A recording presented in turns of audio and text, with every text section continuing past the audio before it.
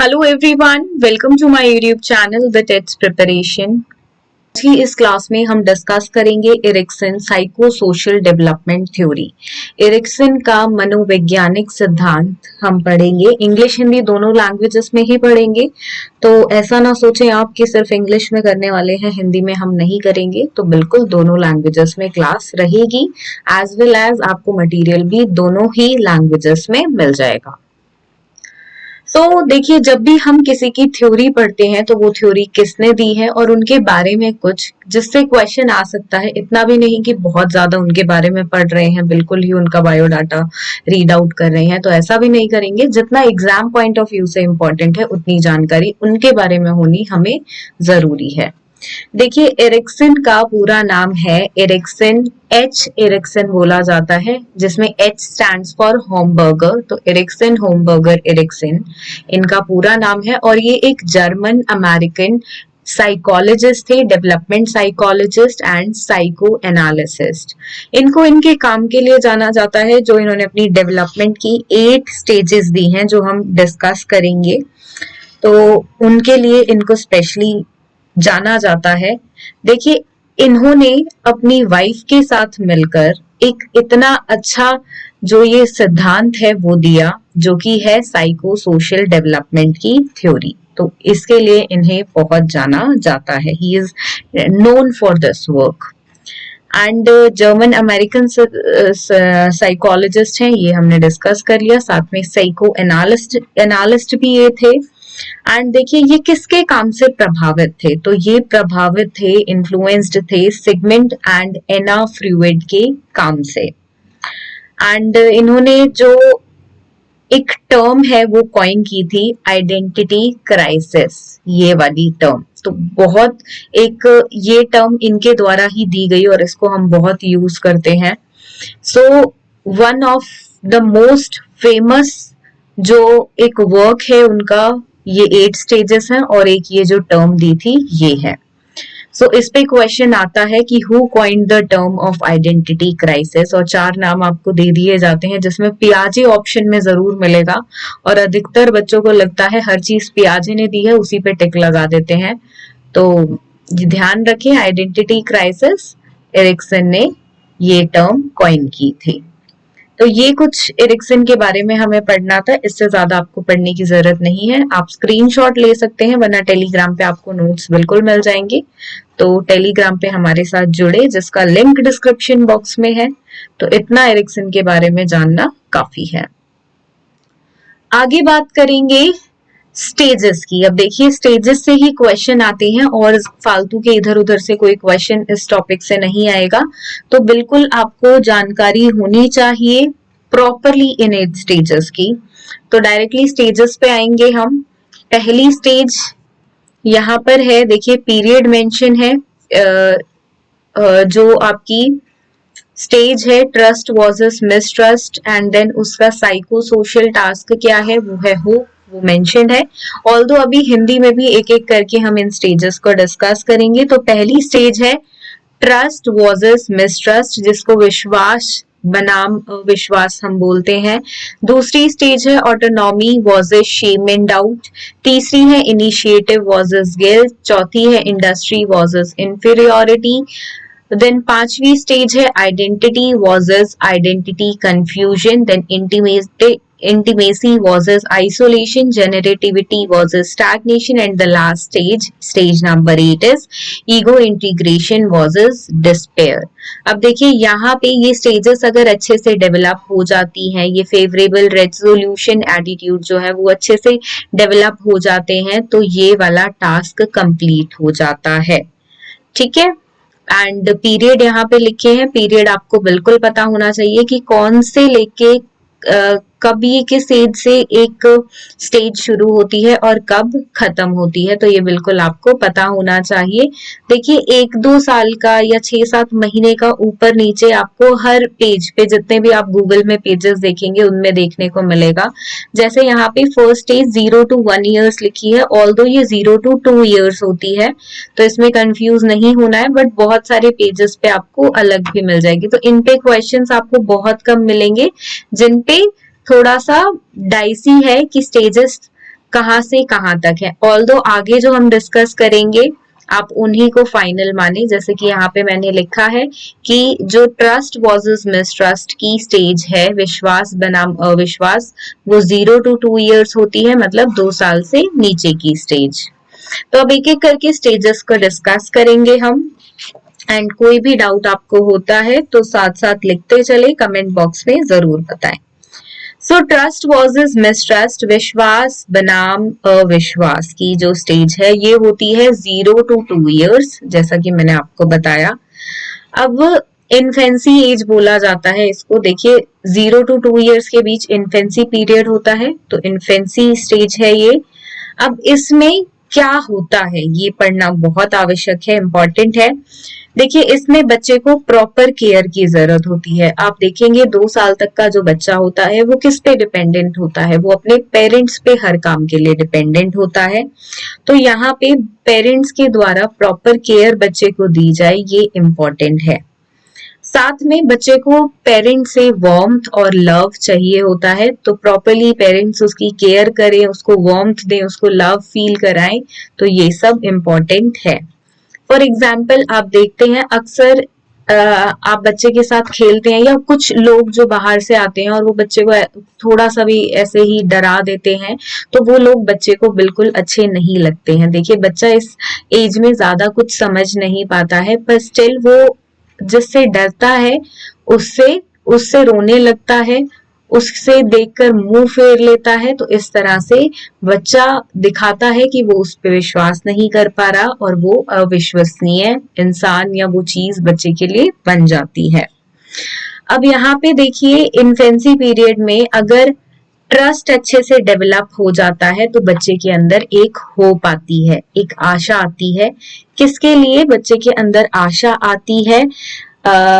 Parents के प्रति। जैसे कि पेरेंट्स पे ट्रस्ट आ जाता है तो बच्चा होप करने लगता है, आशा करने लगता है उनसे। एंड अगर वो नहीं आती है तो उल्टा हो जाता है इसका, दैट इज अबेंडमेंट, कि बच्चा शक करने लगता है, बच्चे को वरीनेस हो जाता है, बच्चा सस्पिशियस हो जाता है उन लोगों के प्रति। जैसे कि अगर कोई बच्चे को पकड़ के उछाल देता है हवा में, या फिर ज्यादा गोल गोल घुमा देता है तेजी से, ऐसे कुछ होते हैं। अगर आप देखेंगे कोई एडोलेसेंस एज का बच्चा अगर एक छोटे बच्चे को, 2 वर्ष से कम आयु के बच्चे को गोदी लेता है, तो वो उसके साथ ऐसे थोड़े से स्टंट्स करने शुरू कर देता है, ऑल्दो वो खेल ही रहा होता है, तो बच्चा उससे डरने लगता है और उस पर ट्रस्ट नहीं करता है। तो वहां पे बच्चे को एक सस्पिशियस पर्सन वो बच्चे के लिए बन जाता है, शक करने लगता है कि ये मेरे साथ ऐसा करेगा। तो ट्रस्ट वर्सेस मिसट्रस्ट की ये स्टेज है, और बच्चे को अगर ट्रस्ट आएगा तो उसके अंदर होप भी आएगी। तो इसलिए पेरेंट्स का अच्छे से बच्चे को केयर करना, उसको वार्मथ फील कराना, उसको लव फील कराना इस स्टेज में इम्पोर्टेंट है। और सबसे ज्यादा डिपेंडेंट बच्चा अपनी माँ पे होता है इस पर्टिकुलर एज में।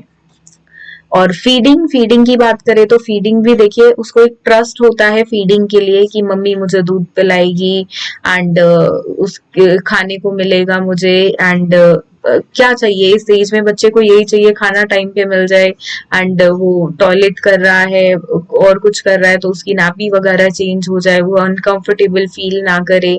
तो यही चीजें बच्चे को चाहिए होती हैं, और कोई उसके पास रहे। अकेले रहना बच्चों को पसंद नहीं होता, वो रोने लग जाते हैं अकेले होते हैं। तो यही कुछ चीजें हैं, और ज्यादातर मदर बच्चे के आसपास रहे ये बच्चा चाहता है, इससे बच्चे में ट्रस्ट भी पैदा होता है। तो ये कुछ चीजें हैं जो इस स्टेज में होती हैं। सो अगली स्टेज है autonomy versus shame and doubt, जिसको हिंदी में आप देख सकते हैं स्वायत्तता बनाम शर्म की स्टेज है। 2 से 4 साल की आयु के बीच होती है। एंड देखिए इसमें बच्चे को खुद से चीजें करना पसंद होता है, बहुत छोटी छोटी चीजें, जैसे कि मैं आज क्या पहनूंगा, मैं क्या खाना चाहता हूँ, मैं क्या करना चाहता हूँ, करना इन द सेंस वो बेड पे बैठ के खेलना चाहता है, चेयर पे बैठना चाहता है, टेबल पे बैठना चाहता है, तो इस तरह की, या वो दूसरे रूम में रहना चाहता है, कुछ छोटी छोटी चीजें। तो ये बच्चा अपने डिसीजंस खुद लेना चाहता है, और यहाँ पे इम्पोर्टेंट है पेरेंट्स के लिए कि वो बच्चे को इतना फ्रीडम दे कि वो अपने ये जो छोटी छोटी मांगे हैं उसकी उसकी छोटे छोटे फ्रीडम्स हैं जो वो खुद से चीजों को करना चाहता है वो दी जाए। अब देखिए यहाँ पे अगर ये फ्रीडम बच्चे को नहीं दिया जाता है तो इससे बच्चे के अंदर आने वाली स्टेजेस में शेम आ जाती है। अगर वो बाद में, मतलब इस स्टेज में अगर उसको अब उसके डिसीजंस छोटे छोटे खुद नहीं लेने दिए गए तो बाद में वो बड़े डिसीजंस भी नहीं ले पाएगा, और उसको अपने डिसीजंस जो उसके होंगे उसमें शेम महसूस होगा। लाइक अगर मैं इस स्टेज पर, अगर कोई बच्चा खुद से अपनी पसंद के कपड़े पहनना चाहता है और पेरेंट्स डांट देते हैं, तो उसको ये लगेगा कि ये मतलब मेरा डिसीजन शेमफुल है, मेरा डिसीजन सही नहीं है, और आने वाले समय में उसको खुद की जो फ्रीडम वाले डिसीजंस होंगे वो नहीं ले पाएगा और उसको उनके प्रति शेम फील होगा, तो शेम आएगा बच्चे के अंदर। इस एज में पेरेंट्स के द्वारा टॉयलेट ट्रेनिंग बच्चे को दी जानी इम्पोर्टेंट है। और 2 to 4 इयर्स पे देखिए जो यहाँ पे बात की जा रही है, तो ये अर्ली चाइल्डहुड की स्टेज होती है, और अच्छे से अगर बच्चे को ऑटोनॉमी मिलती है, फ्रीडम मिलता है, तो बच्चे के अंदर एक विल आती है। दैट इज बच्चे के अंदर अपने फ्रीडम, एक फ्रीडम आती है, वो अनरिस्ट्रिक्टेड फील नहीं करता है, अनरिस्ट्रिक्टेड फील करता है, ना कि रिस्ट्रिक्टेड फील करता है। सो एक आजादी बच्चे को फील होती है। अगली स्टेज डिस्कस करेंगे। Next stage is initiative versus guilt. अब देखिए इनिशिएटिव वर्सेस गिल्ट मतलब बच्चा कुछ इनिशिएट करना चाहता है और पेरेंट्स का यहाँ पर रोल होता है कि बच्चे को जो भी वो इनिशिएट करना चाहता है उसके लिए एंकरेज करे। तो ये पेरेंट्स का रोल होता है, और अगर ऐसा पेरेंट्स नहीं करते हैं तो बच्चे के अंदर गिल्ट आता है। तो यही है इनिशिएटिव वर्सेस गिल्ट। बच्चा कुछ इनिशिएटिव लेना चाहता है, लाइक इस स्टेज पे बच्चे बोलते हैं कि मम्मी आज मैं आपके साथ मिलकर खाना बनाऊंगा, ऑल्दो उसको आता नहीं है खाना बनाना, वो एक रोटी की बॉल बना देगा, कच्चा पक्का उसको बेल, मतलब उल्टा सीधा उसको बेल देगा और कच्चा पक्का मम्मी के साथ मिलकर सेकना चाहेगा, ऑल्दो वो रोटी खाने लायक नहीं होती है, बट एक इनिशिएटिव वो लेना चाहता है, और पेरेंट्स को इस स्टेज पे बच्चे को वो इनिशिएटिव लेने देना चाहिए। अगर इस स्टेज पर वो आप उसको इनिशिएटिव लेने से रोकेंगे तो बच्चे के अंदर एक गिल्ट आएगा। सो 4 to 5 इयर्स की आयु के बीच ये स्टेज होती है जिसको हम प्री स्कूल एज बोलते हैं। तो बच्चा स्कूल जाने के लिए रेडी रहता है या प्री स्कूल में जाता है, that is play school, nursery, KG and all.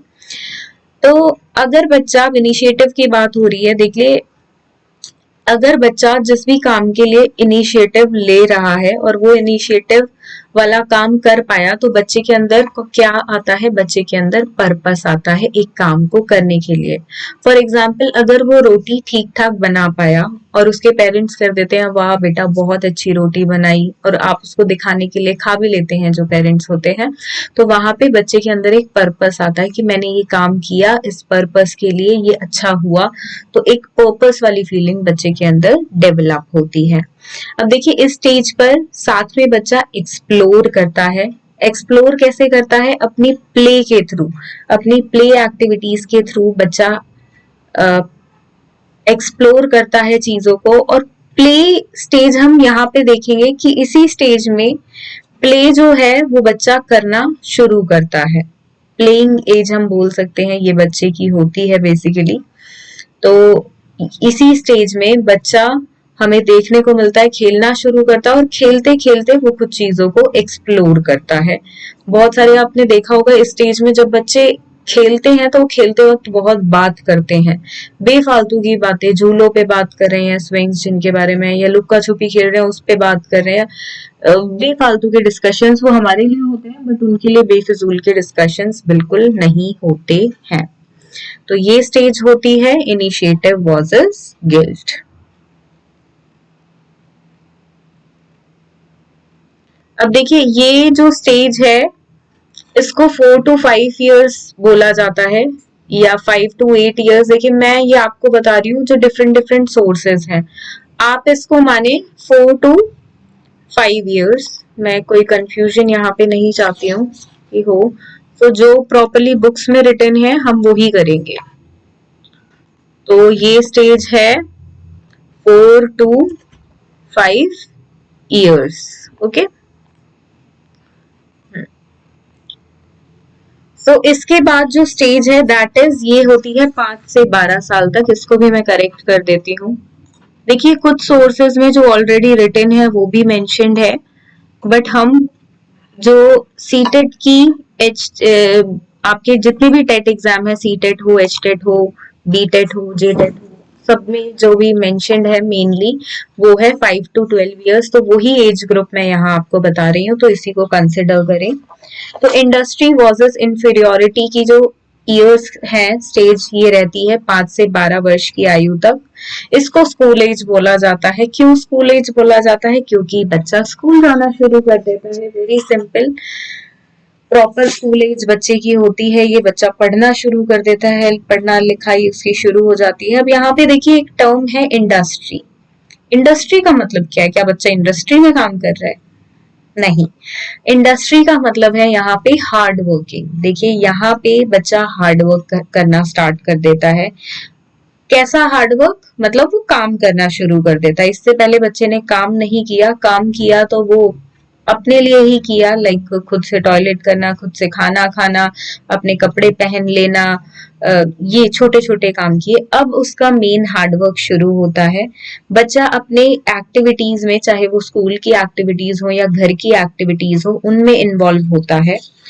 लेकिन अगर वो ये एक्टिविटीज, जो एक्टिविटीज होम एक्टिविटीज हो गई, स्कूल एक्टिविटीज हो गई, ये नहीं कर पाता है तो उसके अंदर इंफीरियोरिटी, हीनता की भावना आती है। ये फीलिंग डेवलप हो जाती है। तो इसलिए इम्पोर्टेंट है कि बच्चे इस टाइम पर, इस पीरियड में एक्टिविटीज कर पाए। सो नेक्स्ट नहीं, इसी में मैं थोड़ा सा और इसको स्ट्रेच करेंगे। कॉम्पिटेंस आता है बच्चों के अंदर, एक कंपटीशन वाली फीलिंग आती है, बच्चे स्कूल जाने लग जाते हैं, स्पोर्ट्स में इंक्लूड हो जाते हैं बच्चे इस एज में, डिफरेंट डिफरेंट स्पोर्ट्स एक्टिविटीज में। तो ये है stage industry versus inferiority. Next is intimacy. हाँ, ये एक पॉइंट यहाँ पर रह गया। अगर नॉट आइडेंटिटी, हम स्टेज कर रहे थे, सॉरी,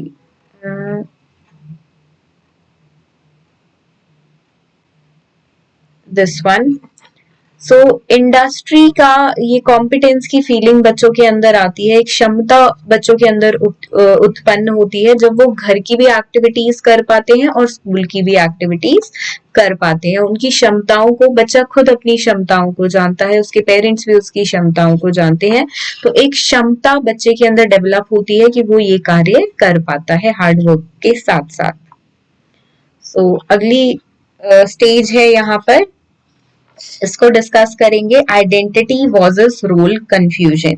देखिए ये 5वीं स्टेज है और यहीं तक ही आपको करना है, क्योंकि आपका जो एग्जाम है वो है चाइल्डहुड एंड सीडीपी है, चाइल्डहुड एंड ग्रोइंग अप। आपने बीएड में ये सब्जेक्ट पढ़ा होगा, और चाइल्ड डेवलपमेंट आपका एज अ पोर्शन ये आता है टेट एग्जाम में। तो यहाँ पे आप 5 स्टेजेस ही क्यों करेंगे? क्योंकि देखिए ये 19 साल की उम्र पे खत्म है। इसके बाद आपको करने की आवश्यकता बिल्कुल नहीं है, क्योंकि आप एक बच्चों के टीचर बनने जा रहे हैं। तो आप जो क्वेश्चंस अटेंड करेंगे, जो क्वेश्चंस आपको एग्जाम में मिलेंगे, वो बच्चों के बेस पे ही मिलेंगे। एरिक्सन ने पूरा जितना भी बर्थ से लेके डेथ तक की स्टेजेस दी थी, ये एक पहले देखिए ऐसे साइकोलॉजिस्ट हैं जिन्होंने पूरी स्टेजेस दी थी लाइफ की, बर्थ से लेके डेथ तक की। ऑल्दो बाकी सब जितने भी हैं साइकोलॉजिस्ट, उन्होंने सिर्फ जितनी भी स्टेजेस दी थी वो चाइल्डहुड पर ही दी थी। तो यहाँ तक ही हम करेंगे। ऑल्दो मैं थोड़ा सा आपको 6, 7, 8 स्टेज जो है उनके बारे में भी बताऊंगी, पर डिटेल में करने की जरूरत बिल्कुल नहीं है, सिर्फ आपको नाम पता होने चाहिए, दैट्स इट। तो ये है identity was is role confusion की स्टेज, पहचान बनाम भूमिका भ्रम 12 से 19 वर्ष तक। अब यहाँ पे देखिए बच्चे के अंदर सेल्फ आइडेंटिटी आती है, खुद को बच्चा पहचानने लगता है, खुद को बच्चा समझने लगता है, खुद के बारे में जानने लगता है। और अगर वो ऐसा नहीं कर पाया तो रोल कंफ्यूजन, फिर वो अपने रोल पे कंफ्यूज हो जाता है कि मेरा रोल है क्या। बच्चा क्या क्या सोचता है, देखिए हु एम आई, ये बच्चा क्वेश्चन करता है, and who can I be, और मैं क्या बन सकता हूँ, मैं क्या हूं, तो ये क्वेश्चन बच्चे के अंदर होते हैं। अब देखिए 12 से 19 वर्ष तक या 13 से 19 वर्ष तक ये स्टेज होती है, कई बुक्स में 13 से 19 तक आपको मिलेगा। तो इसमें बच्चे के अंदर क्या ये स्टेज एडोलेसेंस की है, इसमें इस स्टेज में बच्चे के अंदर फीलिंग, अगर आइडेंटिटी ढंग से डेवलप हो गई, सेल्फ आइडेंटिटी बच्चे के अंदर आ गई, खुद के समझने की पहचान बच्चे के अंदर आ गई, खुद को बच्चा समझ पाता है, पहचान पाता है, तो उसके अंदर निष्ठा आती है, दैट इज फिडेलिटी।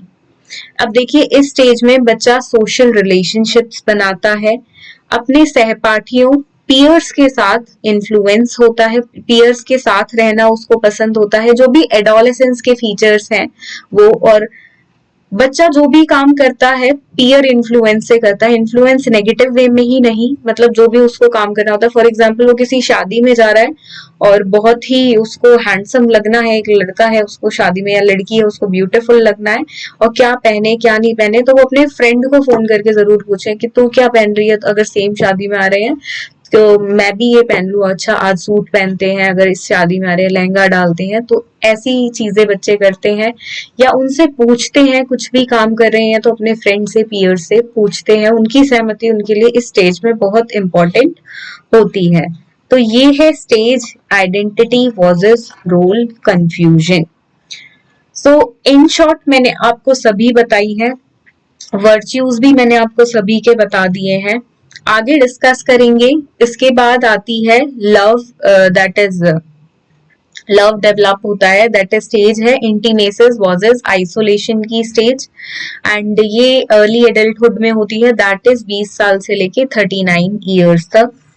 एंड इस एज में आप नाम से ही पहचान सकते हैं, देखिए शादी होती है इस स्टेज में, एक इंटीमेसी रिलेशनशिप फॉर्म होती है, और अगर वो फॉर्म नहीं होती है जो हो जानी चाहिए इस स्टेज में, तो आइसोलेशन की, एक अकेलापन सा इंसान को महसूस होता है। ये स्टेज है इन शॉर्ट। नेक्स्ट स्टेज है जनरेटिविटी वर्सेस स्टैग्नेशन, ये होती है स्टेज 40 से 59 इयर्स तक, मिडिल एडल्टहुड इसको बोलते हैं। देखिए इसमें बच्चे के बच्चा नहीं, अब वो बच्चा बिल्कुल नहीं रहा है, एक इंडिविजुअल के अंदर उत्पादकता बनाम ठहराव होता है इस स्टेज में। उत्पादकता मतलब, अब देखिए एक केयर करना वो स्टार्ट करता है, ऑब्वियसली बच्चे वगैरह हो जाते हैं स्टेज तक, उनकी देखभाल करनी पड़ती है, एक अलग जो आने वाली जनरेशन है उसको गाइड करने लग जाता है, तो कैसा उस जनरेशन को बनाना है, बच्चों की डेवलपमेंट कैसे करनी है, वो सब एक इंडिविजुअल इस स्टेज में करता है, that is raising a family. तो फैमिली भी देखता है, फैमिली भी रेज करता है, फैमिली को देखता भी है, साथ में अपना वर्क भी करता है, मतलब काम, प्रोफेशन में जो काम करता है वो भी इस स्टेज में एक इंडिविजुअल करता है। और अगर वो नहीं करता है तो जिंदगी में एक ठहराव आ जाता है। आप समझ सकते हैं, अगर टाइम पे सब कुछ नहीं हुआ, शादी नहीं हुई, बच्चे नहीं हुए, तो एक इंसान में ठहराव आ जाता है इस स्टेज पर। नेक्स्ट स्टेज जो है वो है ईगो इंटीग्रिटी वर्सेस डिस्पेयर, और इसमें आता है विजडम, वर्च्यू है इसका विजडम। अब यहाँ पे इंसान ये सोचता है 60 प्लस से लेके डेथ जब तक नहीं होती, लेट एडल्टहुड की स्टेज है ये, तो तब इंसान ये सोचता है कि मैंने लाइफ में क्या किया, मैं जो लाइफ में किया मैं उससे सेटिस्फाइड हूं या नहीं हूं। अगर सेटिस्फाइड है तो संपूर्णता है और विजडम आता है, और इंसान खुश खुश रहता है। और कुछ चिड़चिड़े बुढ़े आपने देखे होंगे, मतलब बुढ़े कहना गलत ले जाते हैं, मतलब एडल्ट, लेट एडल्टहुड के लोग, बुजुर्ग लोग मैं बेसिकली बोलूंगी, गलत वर्ड बुढ़ा ऐसे गलत वर्ड लगता है, ऑल्दो वो हमने बना दिया है, गलत वर्ड वो है नहीं, हिंदी भाषा का बहुत अच्छा वर्ड है। तो जो लोग होते हैं, बुजुर्ग लोग, अगर वो आपने देखे होंगे कई बार चिड़चिड़े हो जाते हैं, तो ऐसी स्टेज में क्या होता है कि अगर उन्हें लगता है कि हमें अपनी लाइफ में एक अच्छे तरीके से नहीं जी पाए, मतलब उन्हें लगता है कि मैंने कुछ ऐसा अपनी लाइफ में नहीं किया जो मैं करना चाहता था, या कुछ बड़ा नहीं किया, तो एक निराशा उनके अंदर आ जाती है जिससे वो चिड़चिड़े हो जाते हैं। और खुश खुश है, सेटिस्फाइड है, नॉर्मल बिहेवियर है, तो वहां पे मतलब संपूर्णता है उनके अंदर, एक ईगो इंटीग्रिटी है कि हाँ सेटिस्फाइड है कि जो उन्होंने लाइफ में किया उससे, कि हाँ एक सक्सेसफुल लाइफ मैंने लीड कर ली। तो ये स्टेज है लास्ट स्टेज, स्टेज 8। तो यही टॉपिक है, यही 8 स्टेजेस हैं, इन्हीं से ही क्वेश्चन आते हैं। इतना आपने समझ लिया, so that's more than enough. बाकी क्वेश्चंस कैसे आएंगे वो भी हम जल्द ही डिस्कस करेंगे। सो उसके लिए चैनल को आपको करना है सब्सक्राइब, साथ में वीडियो को लाइक करना है, फ्रेंड्स के साथ शेयर करना है, बिकॉज शेयरिंग इज केयरिंग। आप किसी को शेयर करेंगे वीडियो, उसको भी नॉलेज मिलेगी, वो आपको बदले में दुआ ही देगा। So thank you for watching this video, and do share this video with your friends and subscribe to this YouTube channel, which is the TETS preparation. Thank you.